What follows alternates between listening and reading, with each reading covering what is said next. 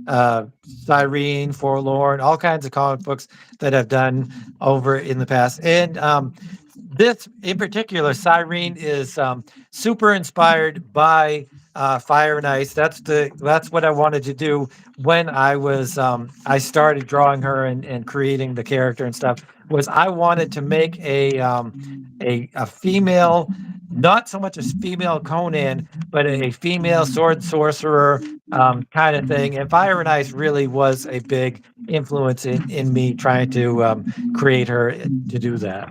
Yeah, So I feel like like Queller, also reminds me a lot of Frazetta stuff, and so does Death yeah, Knight even. You know what I mean? Like I oh feel like a yeah, lot of those things are all, kind of tied up into the Frazetta stuff. It's all great, super cool. yep, And I'm Joe Leonardo. You could reach me on my Instagram at Awfully World on Instagram. All one word, AWFULLYWORLD. And if you're interested, you get a hold of my comic book, The Six Lords of Sound, the heavy metal fantasy superhero masterpiece. And you can get that by direct messaging me at Instagram at Awfully World on Instagram. yep. And don't forget, we have a regular show every Wednesday at between 2:30 and 3. And next week, and pretty much every week, I think every Wednesday, we're going to be going over two different artists, and they're going to go head to head in a poll that we have every week. And the last one we had was Rob Liefeld and Wells Portacio, and I think we have 19 votes so far, and Portacio is winning. So it'll be interesting to see the final tally on that, and we'll be going over the next artist so that they can have a head to head with the winner of their Portacio and Rob Liefeld. Yeah, that'll be fun. And we're looking at David Mazzucchelli and Michael Turner, I believe. Yep, yep, and that's going to be a great looking at both of those artists will be super fun. So until then, thanks for watching, and you have any final thoughts? I want to say thank you to everybody who watches this, everybody who watched, everyone who will watch, and just thank you so much for coming out, guys, and we really appreciate your time. And always keep on creating.